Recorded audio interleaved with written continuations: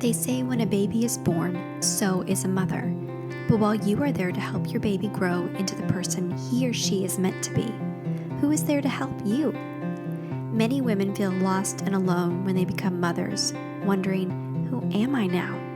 Sometimes it feels like the transformation from woman to mother is as radical as a caterpillar's transformation into a butterfly. Did you know that inside the chrysalis, the caterpillar literally turns into goop before it rearranges itself into a butterfly? This podcast is about the goop, what soul transformation looks like as you transition from being a woman to a mom. Your baby's growth matters, but yours does too. You're not alone. I'm your host, Brittany Ming. Welcome to the Motherhood Metamorphosis. Welcome everyone to this episode of the Motherhood Metamorphosis. I'm your host, Brittany Ming, and today we're talking to Dr. Becky Clark. Becky serves as a Director of Student Support at a K-12 Christian school in Middle Tennessee. Additionally, she serves as an Assistant Professor for Liberty University Online and the Chair of the Williamson County Literacy Association, a local chapter of the Literacy Association of Tennessee. During the 2023 Literary Association of Tennessee Awards ceremony, Becky was honored with a Literacy Leadership Award for her promotion of literacy in her community and across her state. So welcome, Becky. I'm so excited to have you here today. Thank you so much for inviting me. I love hearing about all of the awards that you've gotten because I followed your journey before you pursued your doctorate. I've seen you go through school. So we are friends on Facebook. But I also wanted to hear about your family and your kids. Can you tell us their names and how old they are? Yes, absolutely. I have three kiddos. My oldest just turned 16 and is now driving independently, which is a little bit nerve-wracking, but his name is Lincoln.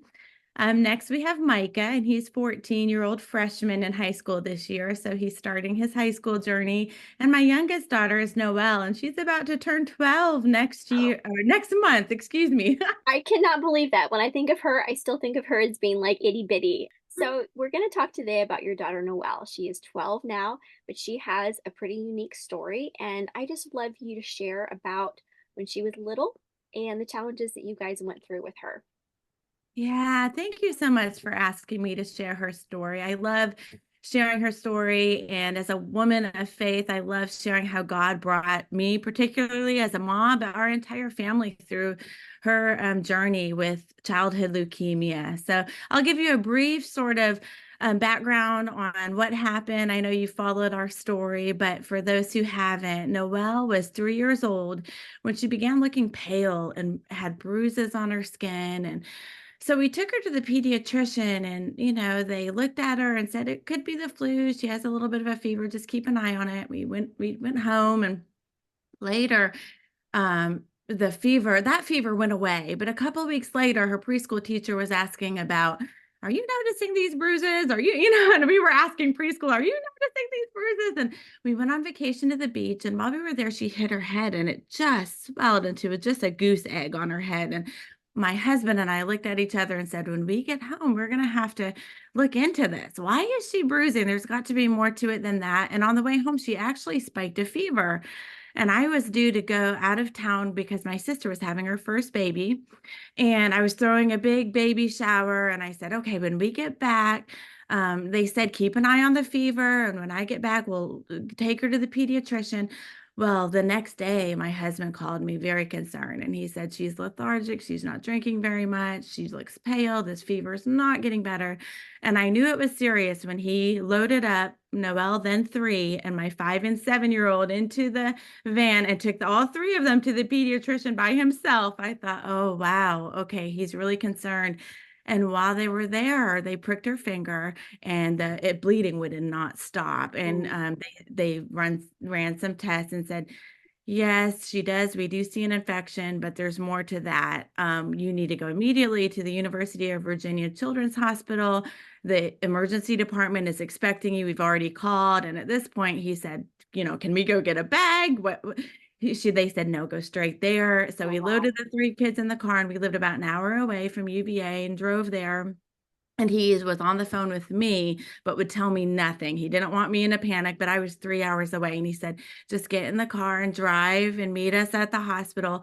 And I was just unprepared for walking into that emergency department with all of the tubes and all the equipment and the doctors coming in and out, and everyone was just trying to get to the bottom of what it was. And that's when the doctor said, your daughter has acute lymphoblastic leukemia, but it's actually worse than that. She actually has sepsis all throughout her bloodstream, and this infection could lead to death. And we just want to let you know that we're going to put her on IV antibiotics immediately. She's going to be transitioned to the ICU pediatric unit, but you can expect a long hospital stay. And sure enough, we were there for almost a month that first, right after all of that. So initially it was just a whirlwind, as you can imagine, just the Yeah. shock, the trauma. I mean, and you see your little 3-year-old daughter on the bed, pale and sick and lethargic. It was quite traumatic for me and for my husband and our boys.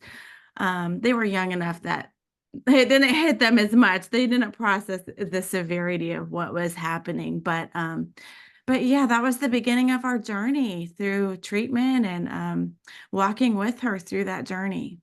So she was in the hospital for a month, kind of trying to get over this infection. That's right. And then did they start chemo pretty They soon? What is did. the treatment for leukemia? Can you walk us through what a standard treatment is for a child with Yeah. leukemia? I'm happy to do that. So basically, they started her on a um, IV drip chemotherapy, but also oh goodness, it just seemed like so many different doctors were coming and going. They had to test her bone marrow, and they did spinal taps, which they now call lumbar punctures. But so they have all of these routine treatments for someone who's diagnosed with ALL. And so at the same time that they were treating her for the infection and the sepsis, high doses of IV antibiotics, they were also treating her for the immediate start of treating her leukemia and trying to get that going and trying to get her really her white blood cells working again and fighting off the infection, fighting off the leukemia, and getting her to a place where she would be in remission Mhm. and where she would be in a stable state.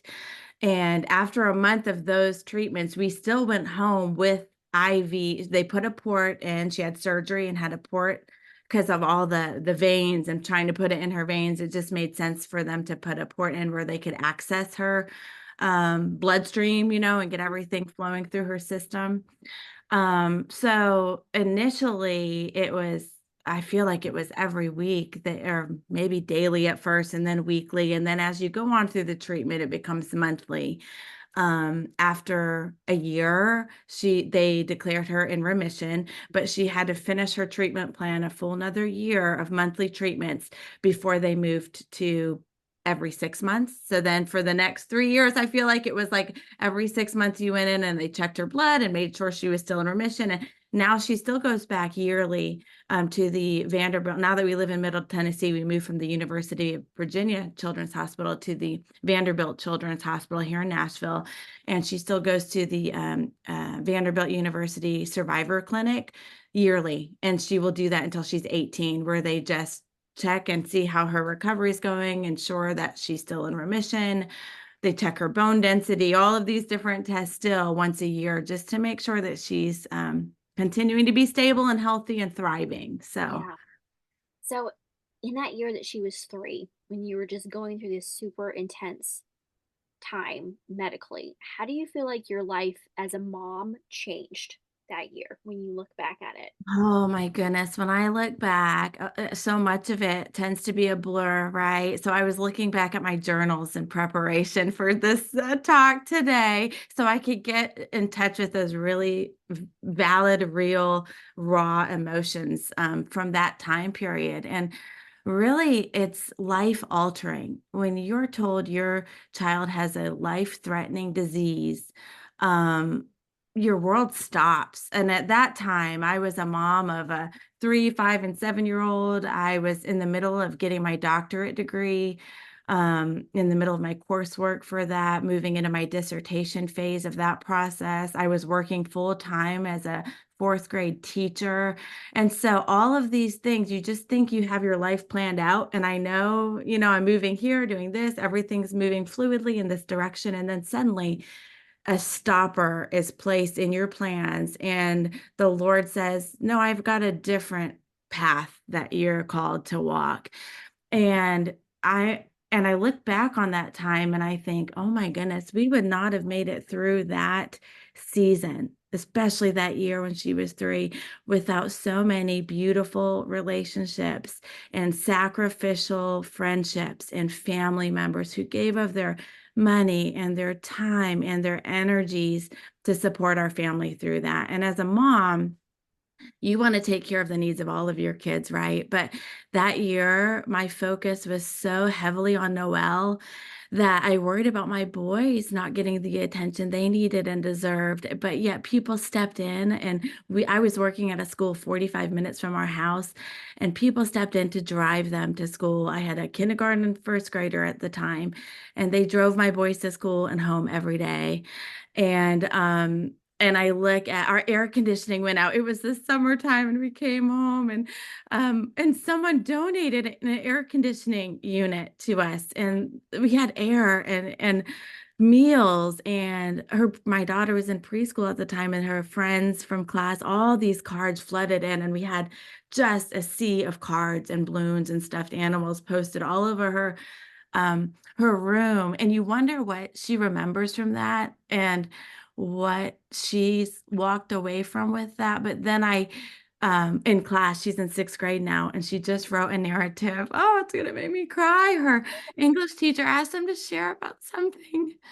Oh, it's just beautiful. But she wrote about her cancer journey and about how that hospital room became her bedroom for a while.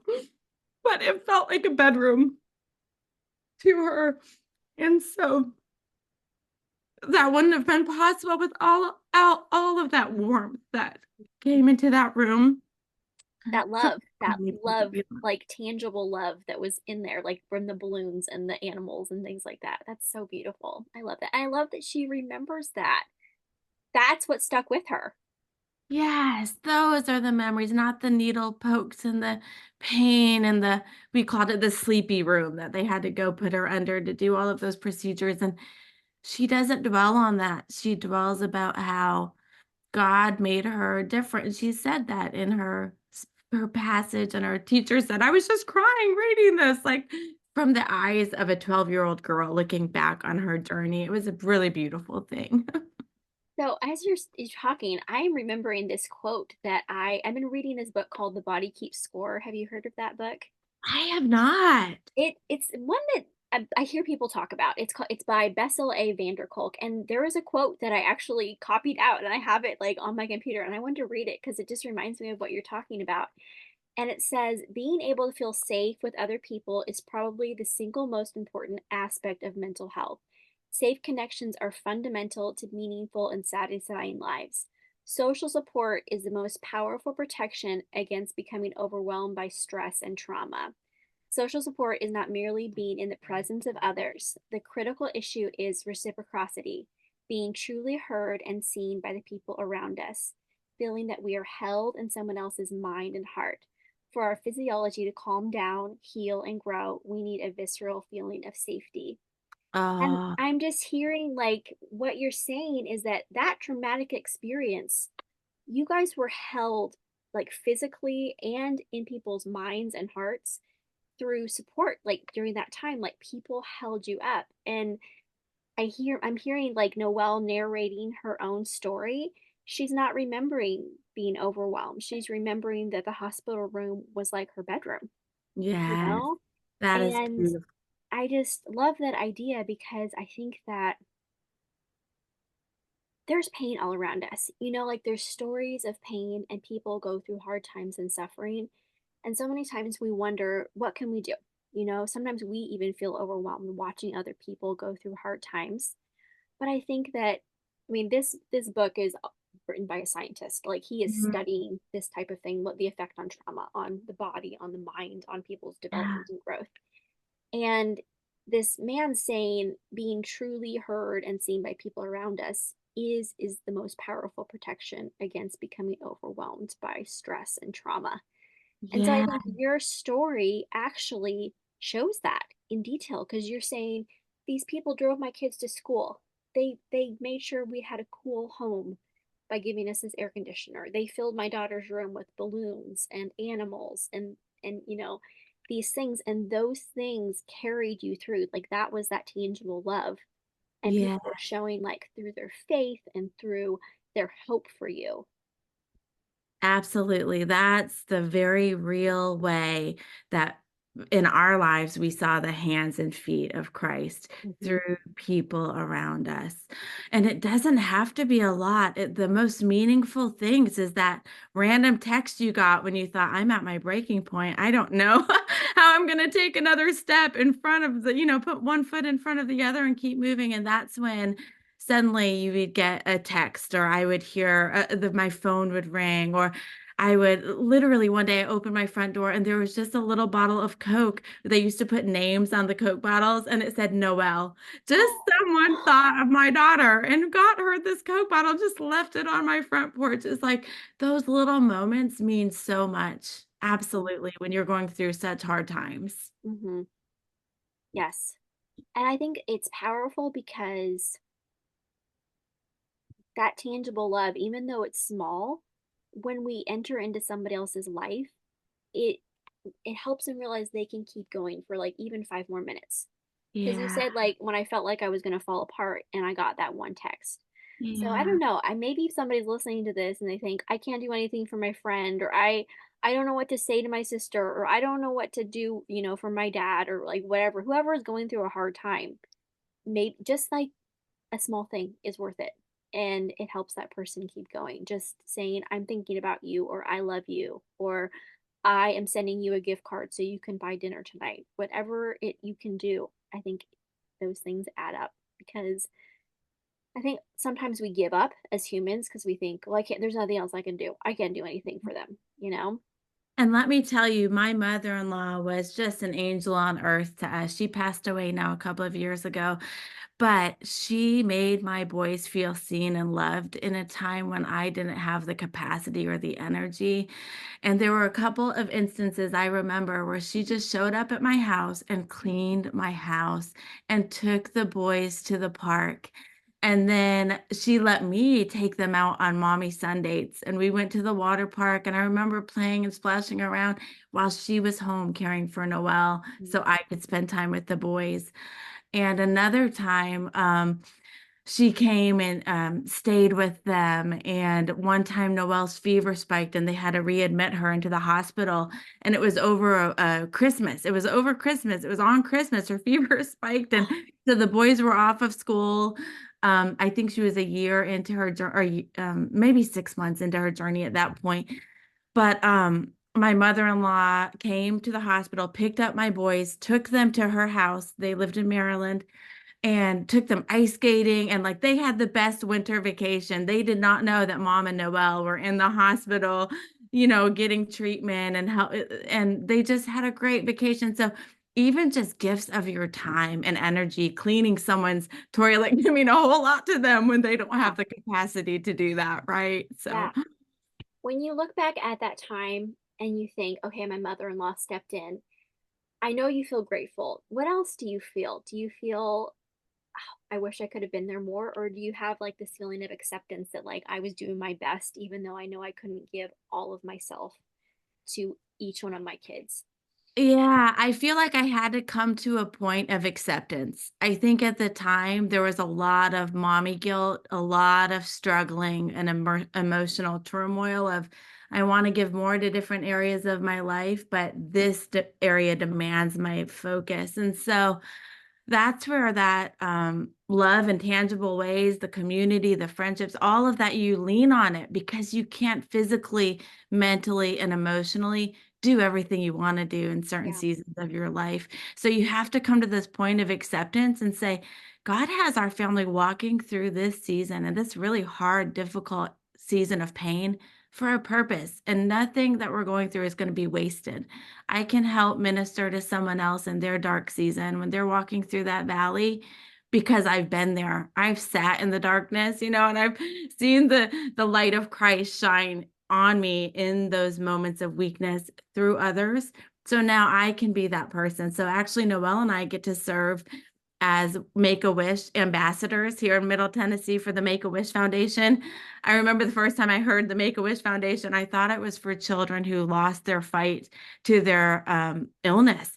And so I declined any communication with the foundation at first because I didn't understand that it's just any child whose portions of their childhood have been stolen through having to face really life-threatening illnesses, whatever those life-threatening illnesses may be.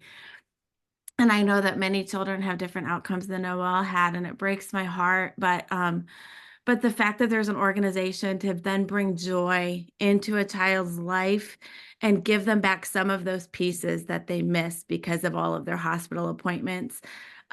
Later, when she was in remission and they revisited the idea of her going, her making her wish come true, she wanted to meet Princess Belle at Disney World, and they just really made her wish come true. She had a moment alone with Belle. They walked around Belle's library in the castle. Oh, It was this beautiful thing, and seeing her being so joyful after such a hard season made me think, oh my goodness, I want to pour into that organization that can bring that joy to those children. So Noelle and I get to volunteer here, and we get to help raise funds so that other children can have their wishes come true. So oh, giving I love back. that so much. That's so good.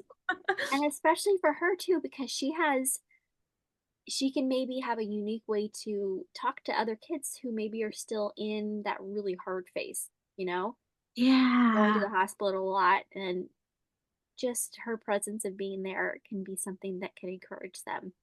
Absolutely, and also the sort of the cause and effect relationship when you think of that and what she went through and sort of the after effects of that. She has something called cognitive late effect, which slows down your cognition, your cognitive processes, and we didn't discover that until she was in 4th grade. Mhm. And we found out this is the result of all the chemotherapy that went through her body. And so some of these things can last a lifetime and impact the way that you process things. But instead of feeling defeated, she's like, well, God made me this way. I just need to take longer, on doing things and processing things. And so in sharing her story, I listen as she shares parts of her stories now and again with her other people and with her friends. And she's always saying, well, this is my story and God made me this way for a reason, so it's really neat to hear that from a child's perspective. How she's thinking and processing her own abilities and her own challenges in her life. Absolutely. Absolutely. Yeah. So I want to move into, so she's 12 now, She and is. she's still going once a year. But I want to talk about you and the things that you are learning as you are past that really, really intense part of her story. And now you're mothering in a different space. What struggles and strengths do you think that have come into your life as a result of having a child with leukemia?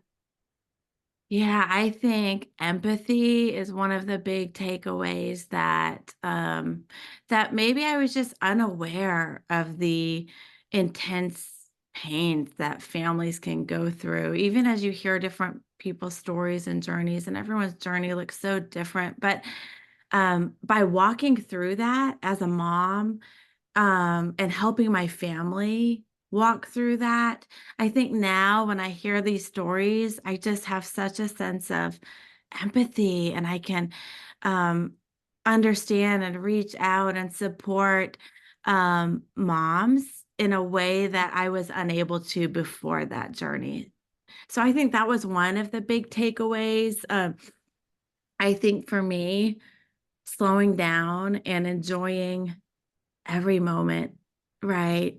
This is life, and we're just never promised the next moment. And so, not taking any moment for granted. So I take the trips and I make the memories and we do all the things and show my kids in again, tangible ways how I love them and how they're important to me and how everything we do matters. Mhm. When you have Noel's like yearly appointments come up, is that a source of stress for you? Like, do you feel like you have latent anxiety, like medical anxiety? I Feel do. It like, brings back some yeah. memories. So, yes, and I wish I could just have that full sense of peace. And but you always have, I think, just that, okay, what if? And a couple of years ago, her neutrophil counts were heading in a concerning direction. And so we prayed over her and prayed that they would steady themselves, and they did. And so she's still in remission. She's still doing great. But I think anytime, interesting things start happening with her blood counts and her numbers, and you just start to feel this, oh no, what if we're headed back into that? so yeah, there is that sense of some anxiety associated with that when we go to those yearly checkups. But again, I just try to really put her in the hands of the Lord and know that He has plans for her and for her life, and that every part of this makes up her own unique story that she's going to have to live out apart from me, apart from her mom.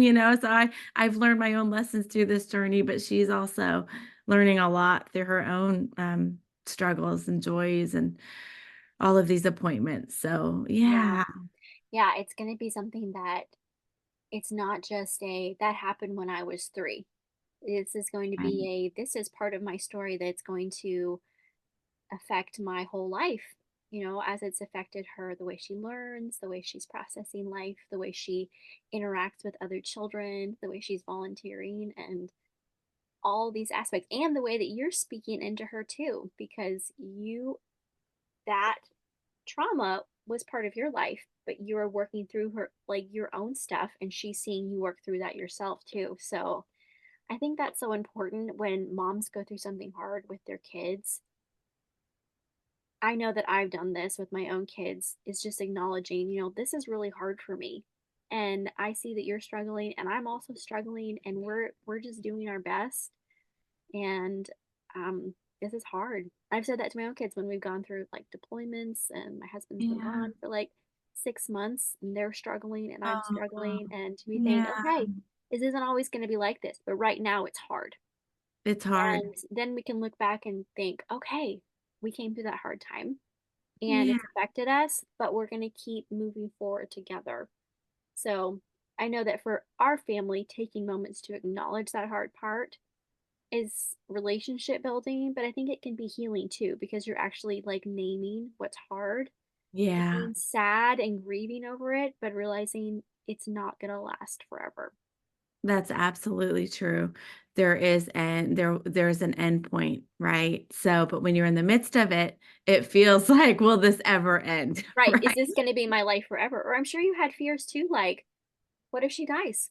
Yeah, And absolutely. maybe not like pushing that away, like I can't acknowledge that, but I'm sure that fear like stayed with you, and maybe that's what comes up again every time you go to those appointments, that same fear that was in your body that like came up, because that's part of your story too.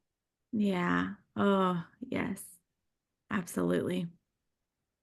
So I actually I'm going to ask this last question, and I actually have someone in mind who is a little boy in Grace's preschool class, and he was diagnosed with leukemia this Oh. last year, and they actually just posted a picture of him on our small town's Facebook page, and they said this is the first time Alex has gotten to go to McDonald's since he came home from the hospital. And Oh. he is smiling, he doesn't have any Oh. hair, but he got to have a happy meal. And I don't know, like, I don't know if she listens to this podcast, but if you were gonna tell her something of encouragement, what would you tell her today? Oh, I would say make the most of those moments and bring out those smiles. That happy meal is a huge part of his journey. I mean, right now, like that's bringing out the joy, that's bringing out the smile, whatever it is that you can do to take his mind off of the heaviness of those appointments and all the medicines and all the hard things. Um, yes, take time to do that. And I know it was like an ice cream cone for Noel. I mean, like that could make all the difference, And when you have a young child, a 3-year-old, a preschool age child, things like that that bring them joy and happiness, because what he's going through is not easy. It's hard. And so I love that his world lit up with that ice cream cone. I mean, with that Happy Meal. Yeah, that's what I would say. Does she have other children as well? think yeah, I think she has some older kids. I Yeah. didn't know her very well. I just know that he was Okay. in Grace's class, and Okay. he's supposed to, if he's doing well enough, he's supposed to come back to preschool, I think in February. I'm Okay. really hoping that he'll get to come back to preschool, but he's been out since this past summer. So, Yeah, and when he comes back, it'll be one of those things where they'll keep a close eye on his because they're so prone to infection when their immunities are really depleted with all of the chemotherapy and the treatment. It's really hard for them to go be around mhm, people in preschool and social settings, but they so desperately need that. He mhm. wants to play, he wants to have fun with his friends. So I would say let's just pray healing and protection over his little body from all the germs. Yes. Yeah. Well, Becky, thank you so much for sharing your story. I loved hearing it. I loved hearing your genuine emotions, seeing the tears. I know it's hard to talk about these things and to revisit those things, but I just see so much joy in you and love for Noel and love for your boys and love for yourself too, because I think that you have done so much. I see so much strength in you, and I just want to acknowledge that you have Aw. strength and you have overcome a lot. So I just want to thank you for sharing your strength with us on this podcast. Thank you, Brittany. I appreciate it. I'll have one final question to end our time. What is one thing you're doing to enjoy your life this week? Oh, one thing I'm doing to enjoy my life this week, I would say, well, I just threw a big sleepover winter party for Noelle and her friends last night. So that was a big undertaking. We had hot cocoa and popcorn and pizza, and just I love just spending time with my kids. So that brings me joy when I see them. They're happy and thriving, and she just had the best time and the best Oh, I love that. sleepover, and so we had a great weekend. So That's great. I love that. All right. Well, thank you for coming on. I really appreciate you. thank you so much, Brittany. I appreciate it. Thank you so much for listening to this episode of the Motherhood Metamorphosis. If you've enjoyed this episode, please hit the thumbs up and subscribe to this channel so you never miss an episode. Next, tell your friends. Podcasts are a slow growth type of social media, so promo works best when it's from person to person. If you know another mom who's in the goop right now, send her a text of encouragement and the link to the episode that is speaking to your heart right now. If you have a story about your own matrescence, the physical, emotional, hormonal, and social transition that occurs when someone becomes a mother, please leave a comment below. I want this channel to be a place where women can build community about the challenges and joys of their own motherhood metamorphosis. Thank you so much for listening today. I hope it encouraged you and gave you some good food for thought. If you ever have any questions, comments, or you'd like to reach out to me personally, you can email me at brittanyaming@gmail.com.